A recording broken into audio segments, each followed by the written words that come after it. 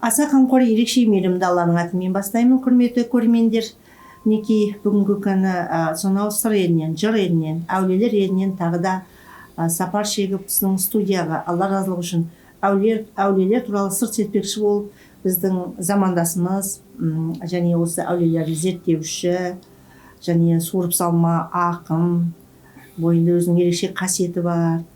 Мен айтамын ғой, 365 күн әулиелер аралайсың деймін. Соны бұл айтып жатады. Ой, 365 күн емес, арасында үзілістер болады ғой дейді. Енді қалжыңдап айтамыз ғой, негізінде жыл көлемінде аралап шығады Алланың қалауымен. Тағы да бүгін не айтар жаңалығы бар екен, не көрді екен, не бітірді екен, есеп ретінде қазір студияға келіп отыр. Қош келдіңіз. Не жаңалық, қалыңыз қалай? Иә, аса қамқор ерекше мейірімді Алланың атымен бастаймыз. Енді мына шығармашылықпен бастаймыз ғой, еташады. Өлең жазып келдіңіз бе? Кімге арнадыңыз осы өлеңіңізді? Енді шыққан бір 3 шумақ өлең екен.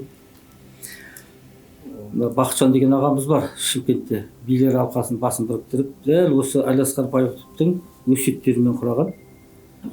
Соны қозы көрпеш баян сұлу туралы тақырып қозғап жатыр ортада отыр ғой. Соны махаббат керек елге дейді. Адамдарға бір-біріне махаббат жоқ, мейірім жоқ, ғашықтық сезім деген бөлген қазір дейді. Дұрыс айтады. Көпті көрген қасқыр кісі ғой енді. Араласып ортада ақылдасып отырамыз, кеңесіп отырамыз. Сол кішігірім шығарма жазып әкелгем, соны оқиды. Орындары кейбір жанның кеттен ауып, балақтағы биттер шыққан иттері қауып.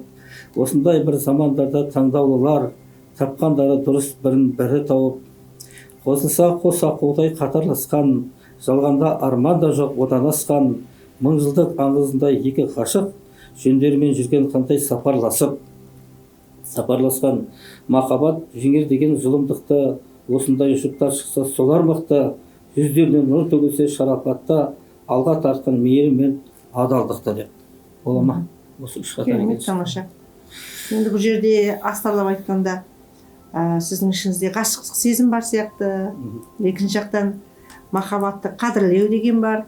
Қазақ заманда енді бар адамдар көбісі махаббатсыз дүние бос дейді ғой. Біреулер бір ақындар болған кезінде олар махаббатты жырлап өткен. Немесе романдар жазып отырған Әзілхан Нұршайықов ағамыз. Махаббат қызық мол жылдар деп. Сол сияқты ақынның жүрегін тербететін өзінде бір образ болады. Ол образға міндетті түрде қосылу міндетті емес, бірақ сол образ сол замандағы махаббаттың бағасы, пайымдауы осы заманда махаббат деген не дегенге жауап беру үшін сол образ сол ақынның көкірегінде қалып өлең болып жазыла береді. Ақын ғашық болады. Ғашық болмаса өлең шықпайды. Сондықтан астарлап түсініп отырған боларсыздар. Біздің Асылбек досымыз тағы да біреуге ғашық болып қалған ба, әлде бұрынғы ғашығы ма, білмейміз оны. Ішің білсін, әлі ай. Ал енді ары қарай бұл кісінің енді бұл ақындығы ғой, енді өз бойында. Суырып салма ақын отырған жерінен енді не бір керемет юбилей болады ғой адамдардың мерейтойларында бұл кісі өлең шығарып береді. Немесе адам қайтыс болған кезде де 40-на жылына өлең шығарып береді. Соны оқыған кезде көп адамдар тамсанып көздеріне жас алады.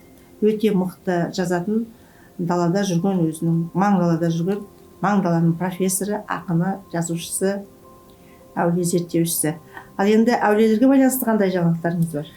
Әулиелерге байланысты жаңағы біздікі бес тұранғыл тақырыбы ылғи қозғайтынымыз, оны түсіндірме жұмысын жүргізу.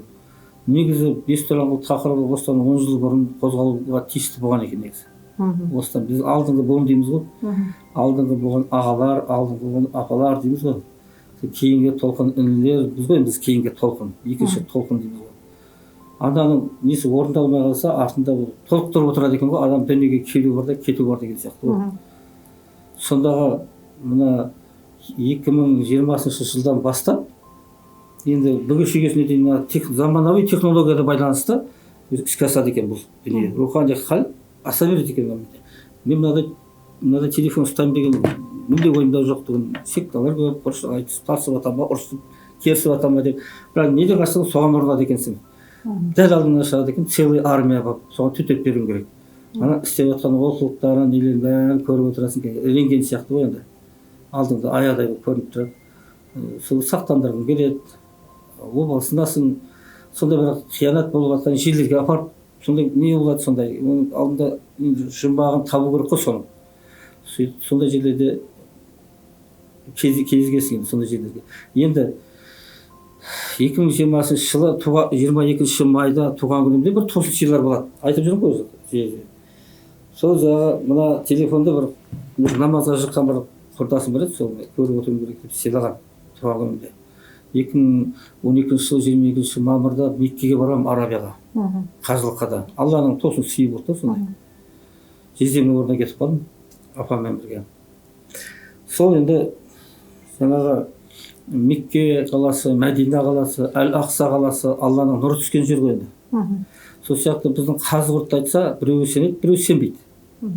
Енді мына жерге Алланың нұры түскен, көктем келген, көкке рұқсат еткен Алланың рұқсаты болған құдіретті күшті Құдайдың жаратушы дейсің бе, Тәңірі дейсің бе, кім дейсің, бір құдіреттің сол жерге рұқсат беріп, Нұх пайғамбардан бері ма, Адам атадан әрі ма, жындар қауымдан енді Алланың бір жерге түскен нұры сол жерге түсе береді ғой жыл сайын. Сол әлмисақтан бері деңізші енді. Әлмисақтан. Енді жалпы сөзіңізді білейін, Қазақстан жерінде 70-тен астам орыс тілінде айтқанда портал, қазақ тілінде Алла Тағаланың нұры үздіксіз өмір бойы, жылдар бойы келіп тұрған жерлер бар екен. Ол ерте кезде оған бабаларымыз бәрі зиярат етіп, Алланың нұрына шомылған. Енді қазір егемендік алған кезде сол жерлерді, жабылған жерлерді қазір біртіндеп ашылып жатыр. Соның бірегейі де бірі ең жаңағы мықты жер, Алланың нұры жауған жер дейді. Енді оны біз ғана қазір мына кісі өз ойынан шығарып пәлсапа соғуға құқы жоқ, өйткені қазір елдің бәрі көзі ашық, интернет заманы. Сондықтан ерте заманда соны жазып кеткен бабаларымыз бар. Кітаптың аты қалай? Бабалар тектілер ізімен деп шыққан, қазағым деп шыққан, солай шығып отырған. Соңғы шыққан кітаптың аты Ұлы бабалар насихаты. Ұлы бабалар насихаты. Осы кітаптың ішінде осы 5 торанға әулиеге қалай бару керек, қалай зиярат ету керек, барлық жазылған. Бірақ қазір етене кірісіп оны қолға алып жатқан адамдар жоқ. Азын-аулақ әйелдер қауымы бір топ, екі топ барады, әйелдер қауымы, ерлер қауымы да барып жатыр енді осы Асылбектің айтуымен. Бірақ енді Арыстан баб сияқты әлі толық қолға алынған жоқ. Бірақ осы айта 6 айда Жамал апа қартайды дегендей айтудан Асылбек еш уақытта жалықпайды. Неге десеңіз, бұл кісіге берілген, мүмкін Алла Тағаладан берілген тапсырма, миссия дейді ғой. Соны күні-түні өлең жазады, айтады, адамдарды шақырады, бірімен татуласады, біреуіне ақыл айтады, біреумен керілдесіп қалады. Одан қайта достасып жатады. Енді барлық өмір болғасын ақ күн, ақ қара түн, ақ түн дейміз ғой, ақ пен қараның жаңа бір-бірімен күн мен түн деген сияқты. Сондықтан бүгін тағы да келіпті. Сонда нұр көрдім дедіңіз бе, өзіңіз суретке түсіріп? Сол бір шоу қарайық деп университеттерді зерттедім жан-жақта. Жалғыз бір адамның есіме қарап бір 10 шақты кісінің жарияланған деректеріне қарап 10 шақты жылдай зерттеп жүрдім. Солай болса енді алдыңа әкеліп қояды. Тақырыпты көру керек, алдыңа әкелгеннен кейін оқисың, талдайсың, тереңін неге саласың, ақыл сана бергеннен кейін соған талқыға саласың. Барасың басына, барасың да көресің, не бар бұл жерде деп. Содан 2020 жылдары ол жерге текті азаматтар келсе, бір Торанғұл ағаш шығады. Ол жердегі Торанғұл кейіннен шыққан, 5 жыл болған шыққанына. Бұл Торанғұл ағашы енді сондай бір 5 әулиенің құрметіне шыққан болу керек енді. Байдың құдіретімен шығарып қояды ғой. Яғни бұл жерде табиғаттың да тылсымның байланысына әрі ұштасып тұр ғой. Сол 20 жылы Қоңырат Ғани деген досым бар, Найман жігіт бар, Жанболат деген үшеуміз ойласып, бір мотор сатып алайық, осы суарайық деп шештік. 45 мыңды сатып алып, бұл жерде кісілер білмейді екен, біз енді там-тұмда зерттеп отқаннан кейін жаңағы достарымды алып келдім енді. Сол 20 жылдарында телефон қолыма түсті. Содан жаңағы бір Зікірия Жандарбек деген Яссауи атындағы университеттің бір ғалым маманы бар, Яссауи жолды зерттеп жүрген. Көке жүріңізде ол кісіні де алып алдық. Әлиасқар көкемнің баласы Ақшантай деген немересі бар, оны да алып алдық. Ай, сен осы кісінің мына жазып жатқан шежіресінің немересісің ғой. Сол жағы түсіріп жүр, ана кісіні сөйлесіп жатыр, біз суарып жатыр, суретке түсіріп жүрсем, оңға бір шамалық қимылдап, сол секунд, сол уақытта да солға бір нұр түсіп қалыпты жерге, Торанғолға. осыны Викторға, біздің режиссеріміз енді операторымызға, өзге ұлттың өкілі болғандықтан, Виктор осы фотоны қазір көрсетеді сіздерге. Иә. Содан жаңағы Зікірия көкеміз, ой мына қызықты қарап мені көрсетпей ме жаңағы кісілерге, кісілерге шырақшысы бар. Мына ол қызық қой деп, ол кісі түсірді, 2 қабат түсірдім суретті. Екеуінде де былай түскен, тек қана болды. Ары қарай артық, кем-кеміз жоқ. Содан ол кісі 20 рет түсірді, бірақ түскен жоқ. Фото нұр түспей ғой, де? Оған түспей ол кісі. Енді қарапайым мынада телефон ғой бәрімізге, өте бір сезімтал бір технология болса бір сары ғой. Енді сен жыл көлемінде аудиорлап жүрсең, әрине саған нұр көрінеді. Осыны мен де айттым, көке бұл Асылбек саған неге түседі де, маған неге түспейді. Енді көкемен тақырыбым осы ғой деймін де көкем. Сол 20 жылдан бері, осы мына 17 жылдан бері бара алмай жүрген екен, енді 17 жылғы еңбегі бар болса бар болған шығар, Леспек Байжанов айтып жатыр. Бірақ менің осы кейінгі енді сарапқа саласың ба, ақылға саласың ба? Негізі жүрекпен ақылға салған дұрыс екен. Не нәрсені өзі қорытындылап шығарған кезде кешегі шақырған нелердің ішінде 17-сі күні 17-ші номерлі машинамен Фатима ханым келді ғой. Басқа ешкім келген жоқ. 11 күні мен айтқаным ауыз жаман дегенде 11 деген сәуір күні басқа ешкім келген жоқ. Бір Астанадан біз Ербол деген жігіт келіп болды. Сөйтсем ол таңбаларымен де сол тура шығып тұр екен. Маған осыларда болады дедім мен. Осылар болады. Енді бұл заманда бұл әңгімені тыңдап отырған адамдар ойлайды, мына кісінің басқа жұмысы жоқ па дегенде ше. Бұл заманда әулиені зерттеп, өз қалтасынан қаражатын шығарып, елдерді жалын-жалпайып шақырып, ойбай, сенің үстінен нұр көрдім, сен кел, сол жерге келсең жақсы болып кетесің, атақты болып кетесің, елге танымал болып кетесің, гүл боласың, сұлтан боласың деп әр адамдарды шақырады да жүреді. Айтам, өзің ұялмайсың ба, шаршамайсың ба десем, жоқ, маған Алладан берген миссия. Мен осы жерді көтеруім керек дейді. Сондағы мақсаты Арыстан баб сияқты үлкен, басында Арыстан бабты да ешкім енді жалпылама білгенмен, ондай үлкен, мынандай қазір үлкен бір неге айланды ғой, мемориалды кешенге, үлкен кешен. Сол кезде де бір мотор қойылған, бір төбесі жоқ тоқалтан, шырақшата, біз сонда бір көп қонғанбыз. Түнде қорқатынбыз, ата 12 кезінде моторды өшіріп тастайтын.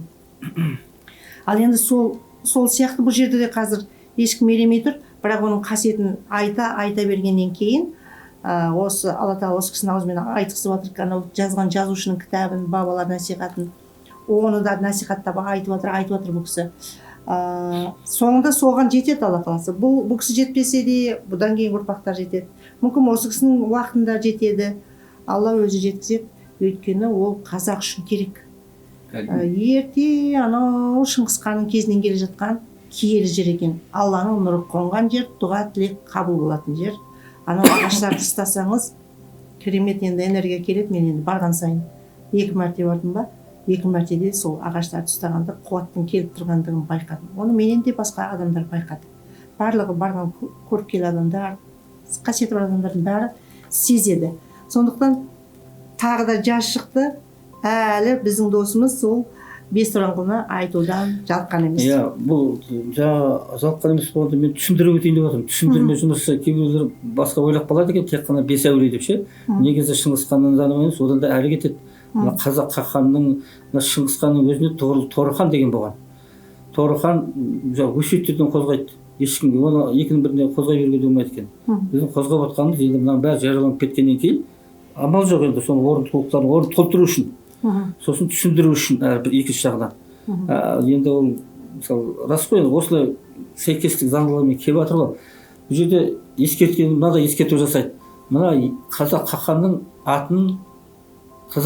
атына киесіне ұрынбаңдар дейді. Құдірет күшті Тәңірдің, Алланың құдіретін сыйлаңдар деген өсиет қалдырады Шыңғыс ханның өзіне. Шыңғыс хан сол жердегі 7 қақпасы болады. Арыстан баб сіз айтып отқан біреуі ғана. 5 тораңғылдың 1 қақпасы Арыстан баб бар ғой. Соны Кепсақал Сайрамда бірінші зияратаудың шарты Сайрамдағы сансыз баптардан о тарихты кеше сол 38 жылдары, 37 жылдары геноцидті жойған ғой. Қапшағай деген жерде, Қапшағай деген теңіздің астында қанша басын атып теңіз жүзген дейді көл. Әр қалаларда атқан дейді. Осыншалық қасірет әкелген ғой. Не үшін соның барлығын жою үшін? басқа нелер. Өйткені түпкі тарих оригинал дейді ғой, сол тарихты алам деп соғыс болады екен бізде. Жақсы түсінікті. Енді айтайын дегеніңіз, қазір Бестораңғы әулиенің баратын 7 қақпасы болған. Иә. Яғни бұл үшін жай ғана Ала нұр құйылып тұрған жер деп жетіп бармай, 5 жаңағы әр жерге барып, Сайрамдағы Сансыз бабқа барып, жаңағы Сайрам жерінде барып, сол жерден дайындалып, психологиялық дайындық, дәрет алып, тол көзіңді дайындап, Арыстан бабқа барып қонып, тағы да қалған 5 қақпаны білмейсіз, иә сіз? Білем ғой, оның адамдары бар да, енді соны өзі бір адамдарды іздейсің енді. Бір-екеуін дайындағандай болдым, әрі қарай оны көрсете жатады. Мен ауытқыма деймін де, сақтардан келе жатқан дүние болғаннан кейін, мысалы, түс көрдім, аян көрдім деп жатады ғой, оны мен де көремін оны. Түс көрмейтін адам керек. Мен де көремін, бірақ мен айта бермеймін. Өйткені тарихи өздерінің таңбаларымен, өзінің белгілерімен, ұрандарымен ғана сәйкестендіру керек. Сұраса, өзінің тарихы өзіңде тұр. Сол арқылы ғана шығарып жатыр, өзіңдегі тұрған. Қожалардың әліп таңбасы дейді. Алла деген ұранды қожалар дейміз ғой. Сол сияқты түсіндірмелер ғой. Арғын болса Ақжол дейміз. Найман болса Қаптағай дейміз. Солай ұрпақтарды сол түсіндірмемен ғана алып шығып жатыр. Сөйтіп жаңағы жерде өзіңіз қалай түсірдіңіз ғой, бүркітті қойып, сол жинағандары. Мен сонымен ғана бір жинап алайын дедім да, сосын ары қарай келе жатар бұның барлығы. Өйткені біреу мына ішіндегі айтып отырса, сізде мына ары қарай оқи алмағандар көп. Ары қарай соны мына жерге келіп жатқаннан кейін қалай түсіндірмей отырасың енді. Сол кейбіреулер ол жерден басталмай тарих басқа жерден қай жерден болса да Алланың құдіреті түсе береді сол жерге. Жаңа айтып отқан жерге қадым заман, ықылым заман, сонау сақ ғұн замандарынан бері бұл жерге жиналып отырған екен. Сол жерде енді 7 қақпасы болған, 7 қақпасынан құс ұшырмаған. Бүкіл батыр бабаларымыз Қожа Ахмет Яссауи өзінің 88 сарбарларымен, 99 машайықтармен, Құрман айтты, ендігі айда өткізейін деп отырмын. Соны түсінікті болсын деп. 360 әулиені Маңғыстауға, 360 әулиені Үргенішке жібереді екен. Неге десем, мынадай осындай алмағайып заман болғанда ұрпақтар ұмытып кетпес үшін саннарды көріп, сөйтсем мына Наурыздың Бестораңғұлды насихаттап тұр екен ғой. 360 Наурыз календар бар ғой, сонымен жүріп келген дейді негізі, барлық жер ғалам. Соны кеше 70 жылдан кейін жойғаннан кейін Григориан календарына әкеліп тығып қойған ғой. Енді жақсы, шығыс күнтізбесімен айтып отырсыз ғой сіз. Енді сонда сіздің мақсатыңыз қазір Бестораңғыға зираттауға келіңдер деп шақырып жатсыз ғой, иә, өздеріңіз? Ол жерде немесе сол жерге бір демеуші табылып, сол жерде гүлдендірсін деп жатсыз ба? Мақсатыңыз не сонда? Ол мақсат болғанда, былай ғой, ол жердегі Абылай ханға бұқар жырау ескертеді екен. Сол жерде мына Керсақап Сансызбаның мәңгі тастар бар екен. Жер бетінде перғауындар жолған ең бірінші Керсақап Сансыз баба Сайрамдағы деп отқан. Сол Шымкенттің кісілері соны жақсы түсіну керек негізі. Тек әне күнде бір қозғаған Фатима ханым ғана болды, шет жағасын қозғады да жоқ болды. Ары қарай дамытып керек енді оны. Соның адамдары болу керек та, өзінің таңдаулы адамдары енді. Сосын оның ішіне жаңағы сапырылысып жатқан секталар болғансын миы ашу. Ары қарай кетеді. Бірақ қанша дегенмен де оңайға түспесін Әлиасқар әулие айтып кетіпті. Әлиасқар әулие де айтып кетті. Сол жерден ғана көтерілетінін айтып кетіпті. Сол айтқан жайдың жаңғырығымен ғана жүрейік деп жатырмын. Соған шақырып жатырмын. Сіздің ойыңызша не көтеріледі? Ол жердегі дүние жүзінен ағылған кеше 70 жылдың ішінде мынадай болатын, 30 жылдың ішінде мынадай болатын барлығын айтып әулиелер қолымен қаққандай айтып жазып кеткен. Сосын мына жер жақыннан патшалар ағылған дейді. Жер жақыннан ағылған дейді. Яғни сіздің айтуыңыз бойынша түсінуіңіз, сол жерге зияратқа келіңіздер, дұға қылыңыздар, жолдарыңыз ашылады. Мен сол жеткізе алмай жатырмын. Соның ішіндегі ерекше ескертулер бар екен, қатал ескертулер бар екен, өте қатаң. Тимеу керек екен, сол жердегі тастарға тимеу керек екен. Сосын тағы бір Сайрамдағы бір киелі жері бар екен. Үшіншісі Түркістандағы Тайқазанға тимеу керек туралы өсиет қалдырыпты тектілер. Оған тиген елдің халқы құмырсқадай қырылып кетеді деп миллиондап. Сондай ескертіп сол тастарды тапсақ деген бір ойымыз бар. Арманыңыз сол жердегі алып кеткен тастарды көріп отырған көрермендер болса қайтарсын деген сөз ғой. Иә, енді сонда іздеп табу керек қой, қаяққа кеткен, ұстаған қолында, тістегеннің аузында. Енді әр нәрсе, мысалы біреу екінші адамның затын алып кетсе ренжиді ғой. Сол сияқты ол сол жерге тиесілі дүние ғой енді. Енді жалпы әулие басынан еш нәрсе алуға болмайды дейді ғой. Иә, болмайды. Алған күннің өзінде де оның өзінің тәртібі рұқсатымен. Ал енді алып кеткен адамдар одан түрлі зиян шегеді. Әрине. Әулие аруақты жерден ат үркет деп атам қазақ бекер айтпаса керек. Енді сонда біздің замандасымыздың айтып отырған сөзі, біздің елімізде киелі жер бар. Анау ерте ықылым заманнан келе жатқан Алланың нұры құйылып тұрған жер бар. Оның аты Бестораңғыл әулие. Сол жерлерге келсеңіздер, зиярат қылсаңыздар, ұрпақтарыңызға деген сөз ғой енді. Осы адамдарды сол жерге келсін, танысын деген сөз. Танысын дегенде мен кей кезде кісілер дұрыс түсіндіріп берсең деп қояды. Жеке адамның да қатысып жатқан кісілердің орны бар да, ол құлықтар да бар мысалы. Әрі қарай бірге дамып кетсе, ұшатын құстың қос қанаты болады, сол сияқты өзі бірімен толықтырып отыратын да кісілер болады екен. Толықтырып отыратын. Ол Сібірде болса да, Меккеде болса бір-бірін тауып алады екен, қосып қояды екен. Телепатия деді ғой ерте кезде. Екінші, мына жерде Қожа Ахмет Яссауиіңіз де айтарым. 88 сарбарларда, 99 машайықта да, Арыстан бабаңыз да айтып отқан, Қазақ қахан да, Алаш қахан да, Шыңғыс хан да, Абылай хан да қайта айтып отқан батырлардың барлығы сол жерге келіп зияраттап, жауға аттанғанда жауды жеңбей қайтпайды екен. Сол өздеріне соңғы рет 300 мың адамға ас берген. Оны сол бір жазған адамдар жақтары талмай насихаттауға тиісті болған екен негізі. Жақтары талмай күндіз-түні насихаттау керек екен. Тиме, ана шөпті жылма, болмайды анау. Соны көріп отырып, шет жағасында көріп отырмын қазір бір-екі жағдайлар болды ондай. Енді оны жақсы, енді ол жерге келгенде енді бір ілімді, білімді, көрнекті, уағыз айта алатын, сол жерде таныстыра алатын өзің сияқты білікті гидтер болса, әрине ол жерде шөптер жұлынбайды, ағаш та сынбайды. Ал барам деген кісілер болса хабарласын, телефон жазып қойсаңыз. Телефон экранда тұр. Енді егер өздеріңіз барам деп құлшыныс білдіріп жатсаңыздар, мысалы мен 2 марсанда ол жерде өзіміз деп тауып бара алмаймын, қай жерде екен, станция Арыстың маңайы дейді. Ал біз қайтар кезде өткен жолы станция Арыстың өзін таба алмай, ары қарай айдалада Алатау деген ауылдан, сол оңтүстіктің адамы өзі Алатау деген ауылға бізді алып барды. Ол Арыстан бабқа 2 сағаттық жерге барыппыз. Бірақ түйешілер ауылына түсіппіз. Сол күні 5 түйе сойылып, қордақ жасалыпты. Менің жақсылықты түйе сойғанда көресің дейме, 5 түйе сойылып ораза күнде. Сол жердің түйенің қордағын жеп, шұбатын ішіп, сол үйде бір 80 жастағы сынықшы бар екен ата. Ол кісіні жүздесіп, Алла Тағала онда бекер істеп тұрған жоқ, соны көріп біз риза болып қайттық, жаңа адамдармен таныстық деп. Бірақ соның өзінде білікті жол көрсетуші Асылбек болса, барам десеңіздер, хабарласыңыздар, телефон экранда тұр, сіздерді сол жерлерге зияратқа алып барып қайтады. Енді бұйырса Зейни Камал ханымды арасында ортада хабарласып барам арасында. Осы августтың басында шығам деген ниетім бар дейді. Зейни Камал қажы.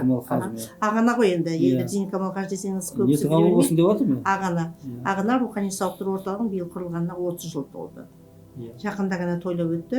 Енді елдің ішінде ұлт жанашы, осы тылсым дүниеге, ұлттық киімге, ұлттық қазақи емге жанашыр бір ғана біздің демеуші болып жүретін ағанамыз бар. Ағанамыз аман болса, ол жерде де шығады. Оның бармай жатып ақ сізге 2 жыл демеуші болды ғой енді.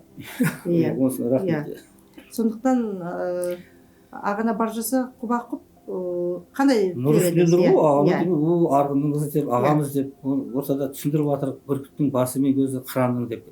Ақ жол ұранды Алланың ақ жолы дейміз ғой мысалы. Сол кісі о бастады осы нені. Зияраттың жездемізбеге рахмет, кісіге қандай көмектескен жолдасына ше. Енді былайша айтқанда ұялмай алып кетуге болады тұлғада, енді әрі қарай дамытуға. Енді сондай тұлғалар керек дегені ғой енді сондай. Енді сіз көп іздеп жатсыз ғой енді. Мықты адамдар, мықты елдермен мықты есті көрген, көреген, елге танымал, бүткіл әлемге танымал тұлға сол жерге назар аударам деп, барам деп отырса, ол үлкен бір жаңалық. Әрине, қандай ол кісінің қарап отырсаңыз, өзі бір адамға бір қарасаң көңілің тояды ғой, бір қарап отырғанда да. Ашық жарқындығына былай. Нағыз түс көргіш адам деп сол ағанан айтуға болады. Түс көреді, өңінде орындалады. 30 жылды емші болса, 30 арман орындалып айтады, ең соңғы арманын не десем, арманыңыздың бәрі бітті ме десем, бәрі орындалып бітті дейді.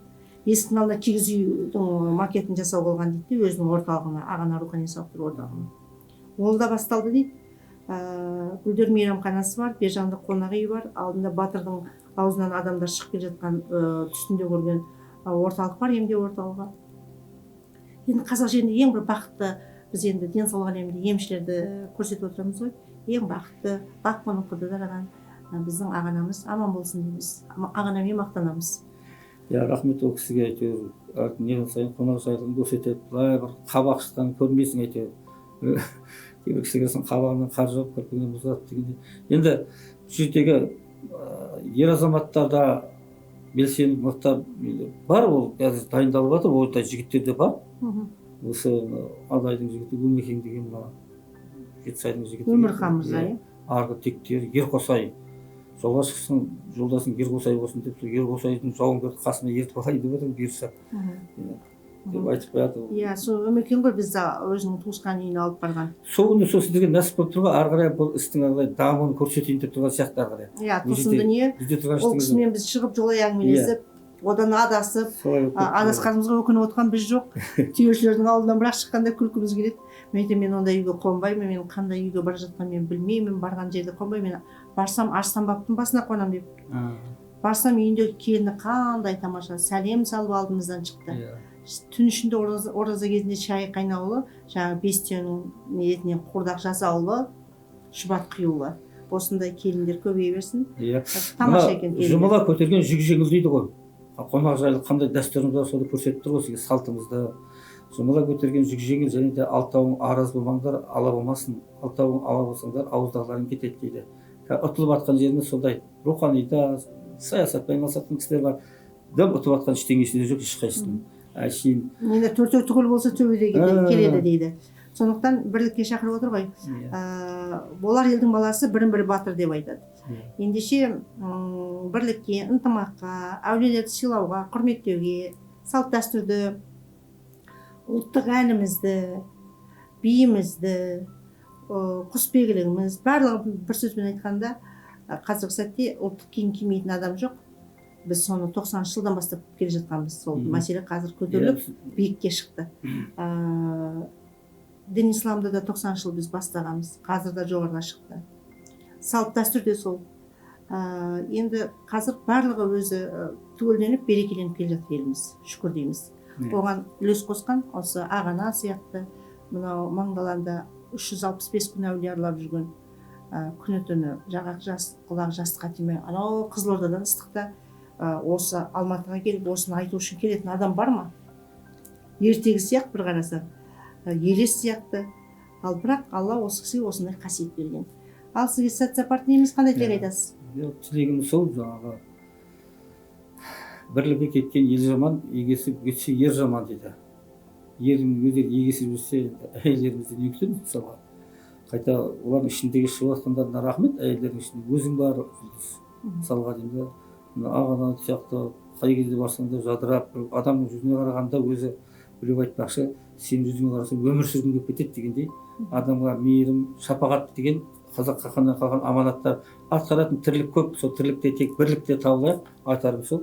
Елдікке шақырып жатқан жер о жер өзінен өзі арғынды, керейді, найманды, қыпшақты, қоңыратты ешқандай бөлінбеңдер, бірлікте болыңдар деп, тірлікте болыңдар тек қана деп, сонысымен ел боламыз. Соны айтып кеткен өсиетте. Бүкіл бабалардың аманаты сол. Сіз бабалардың қандай бабалардың? Ол кісі өз жанынан ештеңе шығарып отқан жоқ, өз жанынан өлең шығарады. Шығарғанда Бекет атаның өсиеттері бар екен. Маңғыстаулық мен кіші жүзген нағашыларым, кіші жүздер өзі, байдың ұлдары, Жаппастар, Баймұрат батыр. Сонда Бекет атаның өсиеттері бар екен. Өсиет деген сөз, енді ол жаншылардағы ауыр халдер дейді ғой. Сонда киелі өсиет елдің қазығы, киелі өсиет ұрпақтың азығы, киелі өсиет сұлудың назыны дейді. Ана өсиетті айтқан кезде сұлулар назданып тұрып сөйлейді екен ғой, көк беттен емес, былайша емес, ұрпақтың азығы, анау азық болады өмір бақи ана балаға. Соны көрсетеді екен. Осы бір-екі ауыз сөзді дұрыстап түсіндіріп алсақ та жетеді екен негізі. Әйтпесе кейбір бастар қабылдамайды екен бұны. Асеке сен сақтарға несіне өтіп кеткенсің дейді уже. Мына бізге бір жылдан кейін зорға миымыз істеді ғой дейді жаңағы. сол сияқты әйтеуір мүмкін біреу сөйтіп түсінбей жатқан шығар, соны түсіндірейін, осындай әр келген сайын арасында бір ашып отырайын деп, ол жерге Алланың нұры түскен, көкке рұқсат еткен жер жаңағы көрсетесіздер, жаңағы жіберем. Сол бірлігіміз бекем болсын. Жақсы. Ендеше күнделікті намазымызда, медитация, табиғатқа барып демалу, домбыра шерткенде жалпысында ойланып отырып көз алдыңызға маңдалада қазақ елінде бейбіт өмір, қой үстіне боз торғай жұмыртқалаған заман болып жатыр қазір. Сол заман ұзағынан болсын деген ой болып туындау керек. Және біздің қазақ елі бүткіл әлеммен дос, барлық мемлекеттермен. Және Алла тағала Бесторынға әулиеге қалай нұрын тамызып тұрса, құйып тұрса, қазақ жеріне нұр құйылып, жер қимылдағаннан Құдай сақтасын, жер ананы сол нұрмен нұрландырып, тыныштық болсын. Осы екеу болса, денің сау болса, басың аман болса, дүниенің барлығы табылады. Тек тыныштық, бейбітшілік керек. Осыдай дұғада болып жүрейік. Сізге рахмет, Алла разы болсын. Енді сізге рахмет айтатын адамдар жоқ қой негізі. Олар түсінбейді сізді. Кейін сіздің алдыңыздан жүгіріп, шапаныңыздан ұстап, батаңызды алайыншы деген күндер туады. Бірақ соған сәл шыдаңыз, әрекет ете беріңіз. Ал телефон экранда зияратқа барам деушілерге есік ашық. Келесі эфирде кездескенше сау саламатта болыңыз.